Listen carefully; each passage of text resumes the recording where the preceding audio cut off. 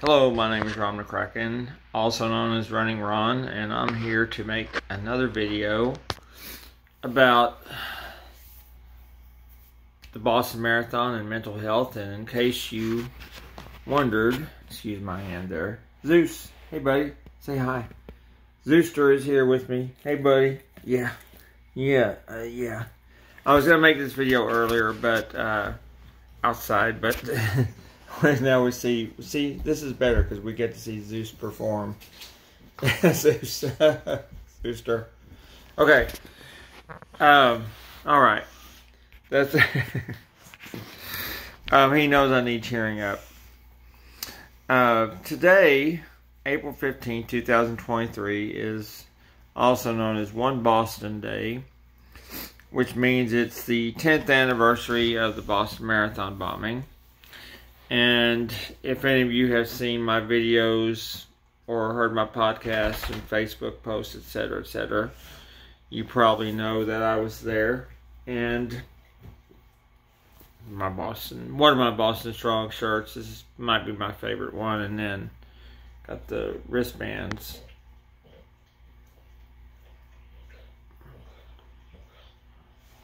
Boston 4:15:13 and run now. Okay, enough delay. Like I said, today is the 10th anniversary of the Boston Marathon bombing. And what I wanted to share about that, just so no one forgets the impact, and a lot of us never will forget. I speak for thousands, I'm sure, that we'll never forget.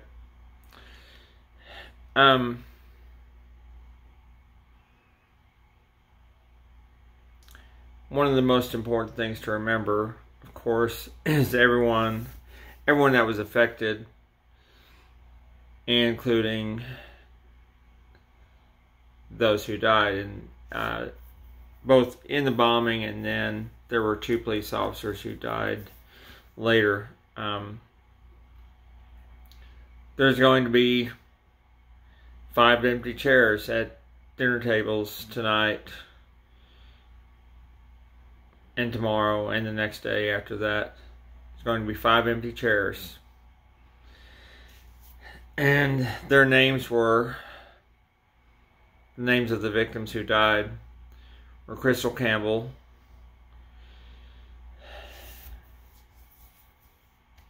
Martin Richard, Lindsay Lou, Sean Collier, and Dennis Simmons.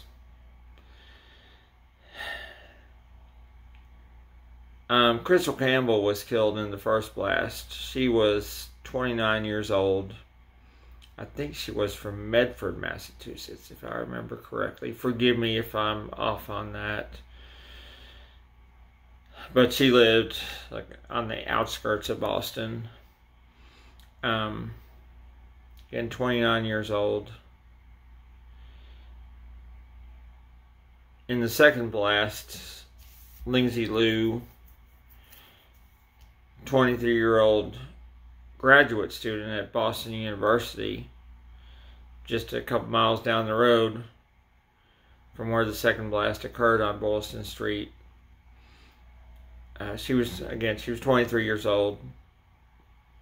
Also, Martin Richard died in the second blast, and Martin was 8 years old. He would be graduating high school this year. And that's still brutal. Even people who didn't know him or his family, that's just brutal to think about. A couple days after the bombing, the bombers killed an MIT police officer named Sean Collier, and I believe he was 27 years old. Still very young. And then it was I think it was Thursday night after the bombing, that they had the big shootout in Watertown. And a Boston police officer who was severely injured in the Watertown shootout, his name was Dennis Simmons. He was a sergeant with Boston Police Department. And he died a couple years later from complications from his injuries that were suffered in the Watertown shootout. Because if you've ever seen the movie Patriots Day, they do a very graphic retelling of that, where they're throwing bombs at the police. They're having a shootout with police and also throwing bombs at the police as well. And Officer Simmons was injured by one of the bomb blasts. And I don't know all the details of his injuries, but he survived initially and lived a while longer, but then had complications from that. It's important. It's very important to remember all that. The fact that there's 5 empty chairs at 5 different dinner tables. It's something that I've made massive progress in my recovery with PTSD, and a lot of that is also because I've been sober almost 4 years now. May 7th will mark 4 years of sobriety for me.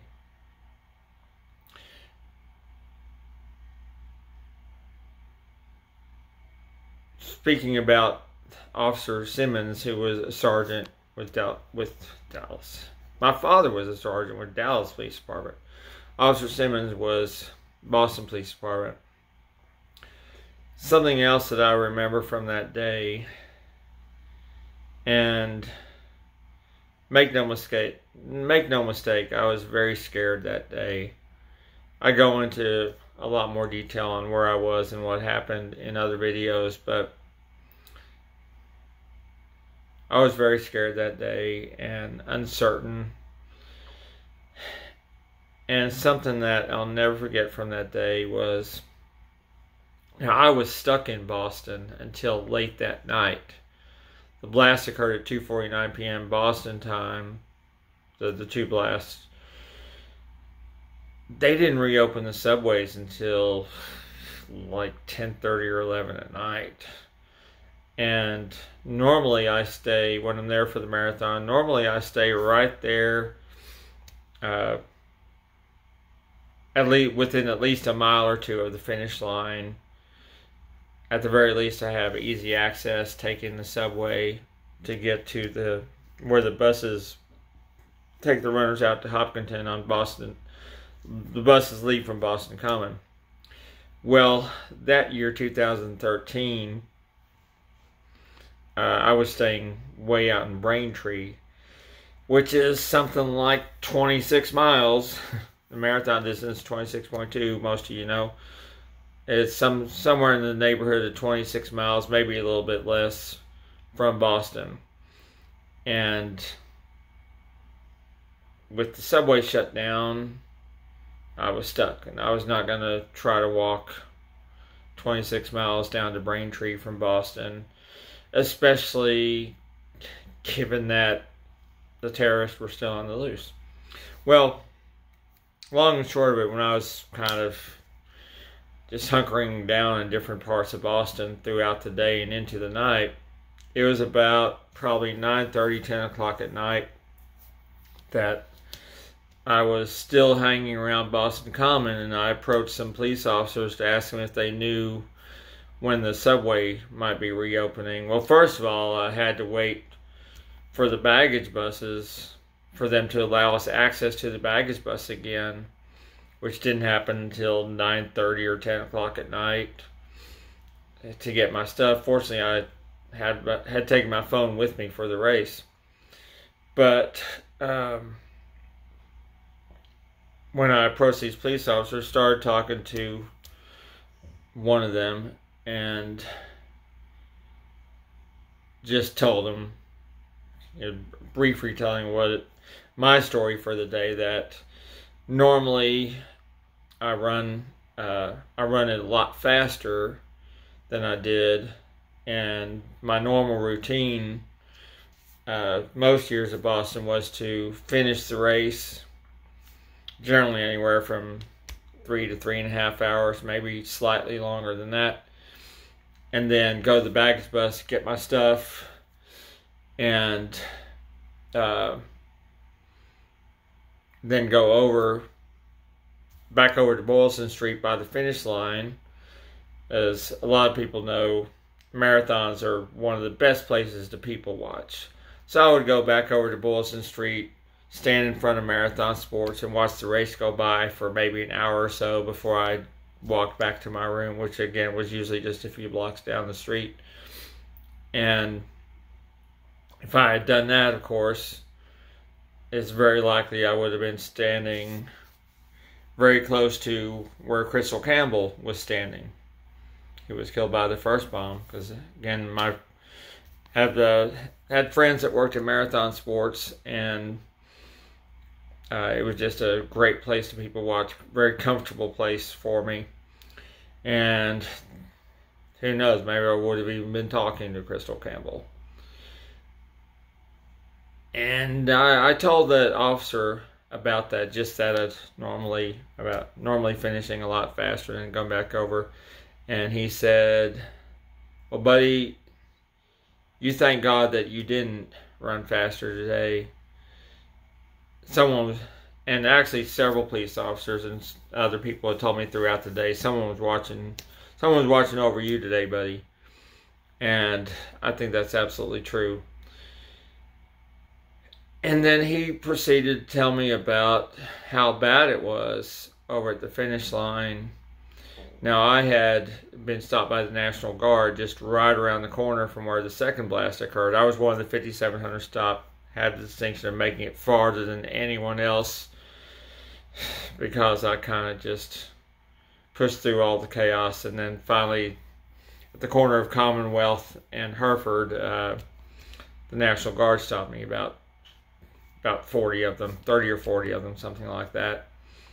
And just politely but firmly telling me they couldn't let me finish and tell me what was going on. By then, smoke had already been coming out from Boylston Street, and everyone's leaving and all that stuff. But what that officer told me, and this is what I'll never forget, is that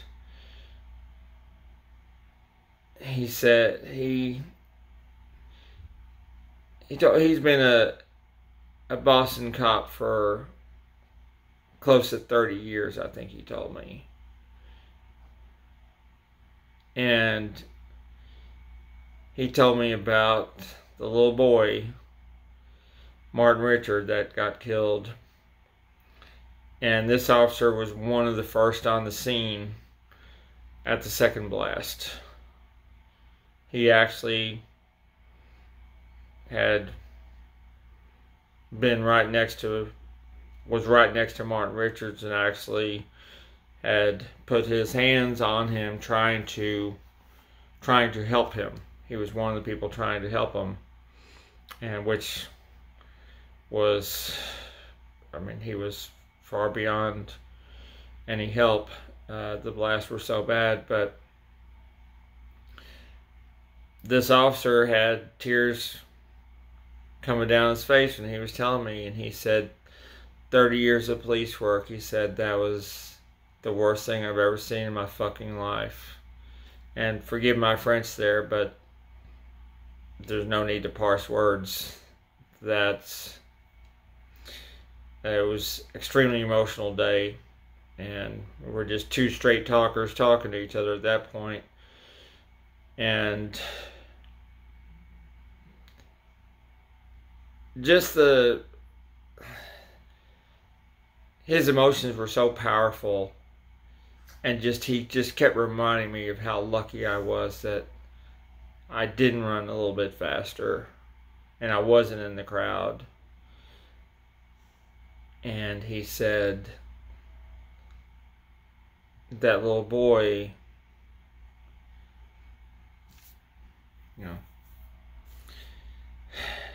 didn't stand a chance. None of them did.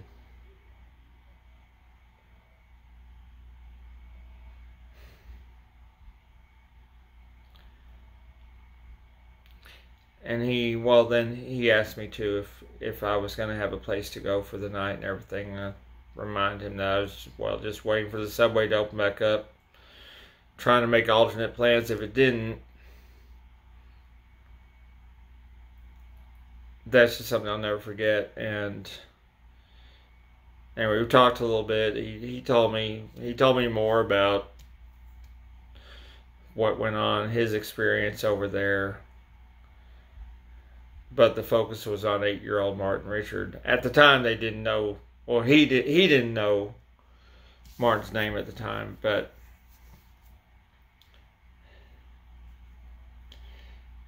anyway, we finally shook hands and just exchanged blessings, I guess, telling each other, you know, take care of yourself. And he really wanted to make sure that I was going to be okay, which that's a whole nother story. It took me years and years to get past all the anger and hate. But moving forward, I did this today, of course. I had my medal from 2013 with me. So they sent to us about a month after. Maybe it was more, no, it was more like 2 months after the race that they finally sent that to us. And they just calculated what our finishing time would have been. And had my medal in my bag, my finisher medal. And of course I was running with my American flag, which I started doing just a couple days after the bombing. It's just hard to believe it's 10 years in. So I just had to share some thoughts. Hopefully I didn't bore anyone, but if all those things hadn't happened, I would have never stopped drinking. I never would have really seriously considered being sober. I would have never sought therapy, even though even before the bombings I was in need of a lot of therapy with depression and anxiety disorder, and I guess other things going on too. So it's one of those things that was the tectonic shift that it took to make me finally start looking for therapy. It took a few years to find it. It took me 7.5 years to forgive Dzhokhar Tsarnaev, the surviving Boston bomber. But I finally did that 7.5 years after it happened. And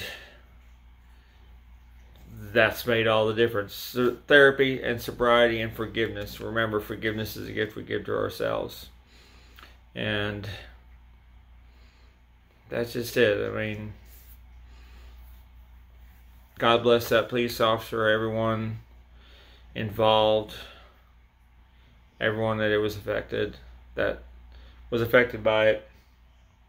And what I'm doing moving forward, of course, continue my sobriety. I'll celebrate 4 years on May 7th. Continue my running. Today made 204 days on my current running streak. So I'll keep doing my mental health podcast and videos. Keep this up. Running with my flag, because this is my symbol that says you can't stop us. And of course I have Zeus here, who is being a clown right now. Zeuster! Hey buddy! Hey buddy! Yeah, you're in yet another video, Zeus. Good boy. Okay. Alright. Thanks for watching. And come